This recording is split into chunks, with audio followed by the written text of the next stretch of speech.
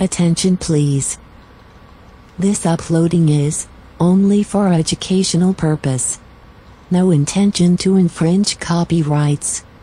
Learning English with subtitles. GPITRAL. Follow us.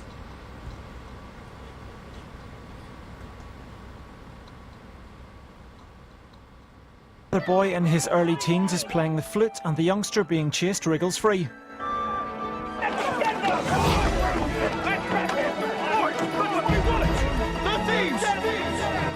The boy on the roof sprints to the top. A gold watch? Climbing tools? You're an artist. Blonde-haired Curly hears the flute. What now? The teenager sprints along the roof.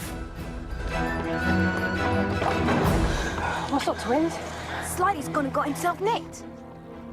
Looking down on the chaos below, the boy plays the flute again. It's Beer Barrel Bertie. Don't have no plans for Beer Barrel Bertie, do we? Wait, look over there. Excuse me, officer, you dropped this. What? Impossible. Must have a buckle loose. And you dropped this. It's my whistle. Well, how did It was you... down there, with your keys. Fox frees slightly. My keys. Go.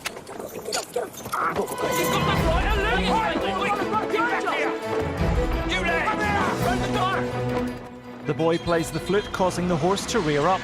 The barrels on its cart come off, tripping the policeman. Slightly and Fox keep running. Yes. Next, Whitechapel Fencing Academy, where a 40-something man speaks. Don't watch his sword, Stevens. Watch his eyes. Remember, a man's intent is in his eyes.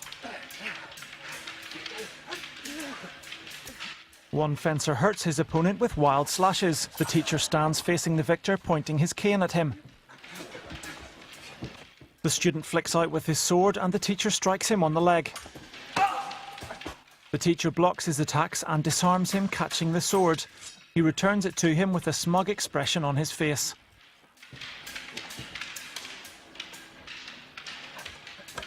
Sometimes smaller is smarter.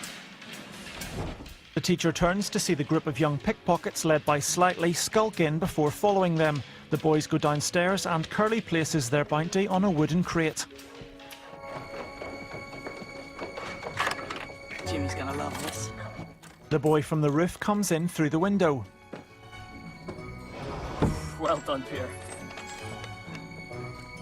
Twins begins cooking sausages.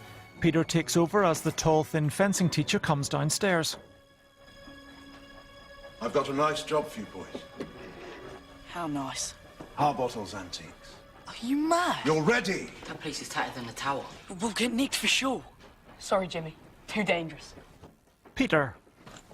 I think it's a brilliant idea. Harbottle's has two doors, as I remember, one at the front and one at the back leading to an alley. There is a night guard, of course, and the windows are sealed shut, but there are other ways in if you're small and cunning. If we get nicked, it won't be the orphanage they throw us in, it'll be the clink. We wouldn't last a week. Death comes slowly, buried underground, fighting for air in a cold and dark cell the size of a coffin.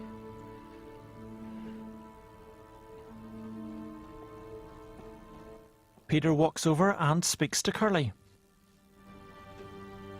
Weren't you at the bottom of Hackney Canal when Jimmy found you? Tied in a sack with stones round your wrists and ankles. Jimmy's rescued every one of you. He's pulled you from the workhouses and asylums. He's given you a home. Food in your belly and shoes in your feet. Isn't it time we paid him back? Harbottle's Antiques. All who's with me, raise your right hand. One by one, the boys raise their right hands. Curly and Nibs do so with a degree of reluctance.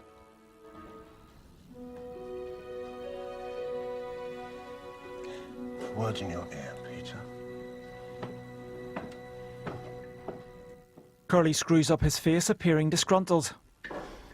Carly's right. This one's too dangerous. But it's worth it. How do you know? You wouldn't risk it otherwise. You're growing up quickly, Peter, but you still have a lot to learn. Do you want to do this job or not? Oh, I want to do it, all right. It's what I've been waiting for. Might get me back where I belong. But I've changed my mind. I'm going it alone on this one. You don't trust me. I don't want you to get nicked. I'll get us in and out safe. No. This one's mine. Jimmy puts his hand on the back of Peter's head. Things will be different when you're older. He ruffles Peter's dark brown hair, giving him a gentle push. The resolute teenager looks deep in thought. Fox peers up over the top of the roof, spotting Peter sitting on the edge. Brooding dark clouds loom overhead.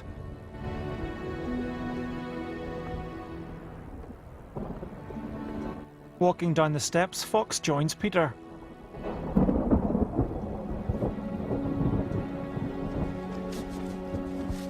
Peter ignores him and Fox takes a small paper bag out of his pocket. Licorice? Still looking away, the glum Peter shakes his head. What do you think of accounting? What? Bookkeeping. I had an uncle in Pinner who made bucket loads from just adding things up. Sounds a bit dull, Fox. He had a good life. Married a draper's daughter from Bexley Heath. Brenda fixed with William. Nice smile. Fox, what are you talking about? The future. Something to look forward to. What about you, Peter? You ever think of the future? I'm sticking with Jimmy. If you're not careful, you'll grow up to be just like him. And what's wrong with that? It's a dangerous life. Adventurous, you mean? You want to spend the rest of your days in the shoebox? Fine. But I want more. Now, Jimmy's going places and so am I. One day we'll be partners. Believe me, that day can't come soon enough. Come on, we've got a job to do. What, job? Yeah, Hard Bowls Antiques, remember? Tonight? Oh, Jimmy didn't say anything about doing it tonight. Jimmy doesn't have to know. We'll surprise him. Make it look like an ordinary break-in. Take whatever else you want. Of course. And should you be lucky enough to find the artifact there, handle it with the utmost care. Have you considered my terms? Money's not a problem, but the other business is more difficult. My client is using what influence he has, but... But what? Re-establishing your position in London society is proving more troublesome than he thought. The Granville Club won't take you back. Well, if anyone can do it, Flood can. As I said, he's doing his best. The mustachioed gentleman sniffs his liqueur, putting it down. Jimmy opens the door, letting the wind in and the man out. There's a slip-up. I don't know you. Understand? Perfect. Sliding the door closed, Jimmy comes downstairs and turns off a flickering lamp. He pauses, hearing the crying baby.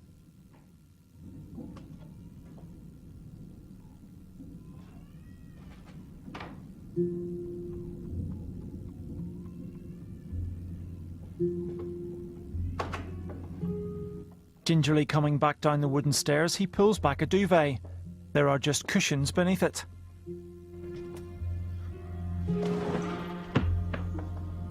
Grabbing another duvet off a bed, he reveals more cushions placed in the shape of a body. At Harbottle's Jewellers and Antiques, a balding man is building a small Eiffel Tower statue. Going to the door, he sees Slightly and twins through the glass. Penny for the guy, mister. It's September!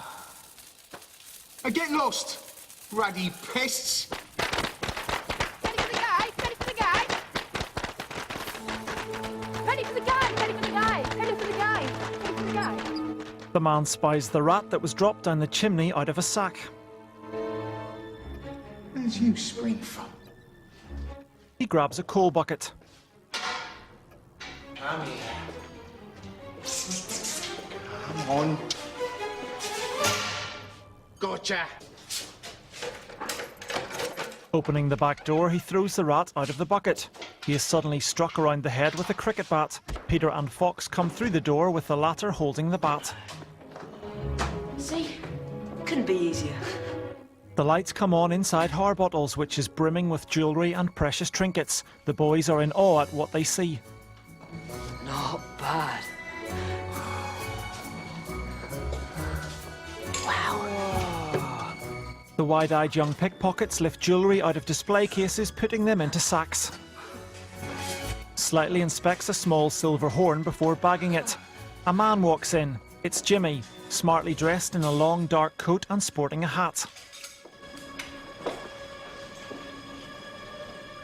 Peter looks up and sees him.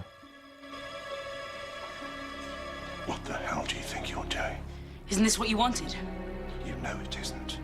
I changed my mind. I told you I was doing this one alone. Yeah, but look, we're in. Why didn't you tell us, Peter? Because you wouldn't have done it. Oh, so you lied to us? I wanted to show Jimmy what we were made of. He thought we were too young.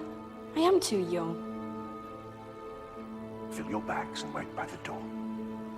Carly, keep an eye up the back. Nibs, watch the front. Curly glares at Peter, shaking his head. Jimmy lifts the keys off the desk and tries each one in a door. Sorry, Jimmy. Just wanted to show you that I could do it. If you're going to be my partner one day, you must never go behind my back. One day. But I'm ready now. Believe me, you've got a lot of growing up to do first. Peter looks despondent. Jimmy turns to look at him as the key turns in the lock. Jimmy opens the door and turns on the light. Peter stares at the vast array of rare objects that line the shelves. Jimmy flicks through some papers before examining one of the items.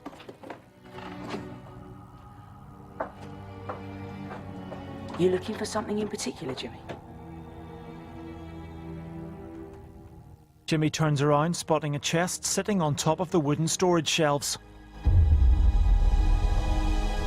Curly stands in the doorway as Jimmy climbs up the shelves, rubbing his hand on top of the chest. I'll go find something to force it open.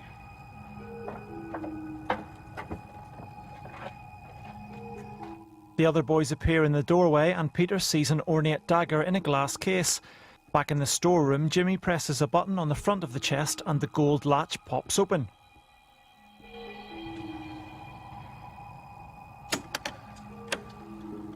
Lifting the lid, the orb inside begins to glow. Jimmy taps it and a shimmering blue light intensifies inside, illuminating the ceiling. He stares intently at the orb. The boys look stunned.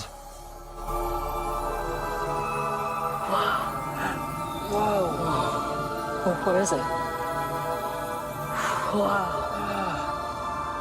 Jimmy lifts the orb out of the chest. His eyes widen as he sees an Arctic forest inside it. A creature appears and slams its jaws shut, scaring Jimmy. He falls back, landing on the floor, dropping the orb. There's a flash of light which stuns Peter. Part of the shop has been sucked into the floating bright orange orb, leaving large holes in the wall and floor. Peter stares in worried disbelief.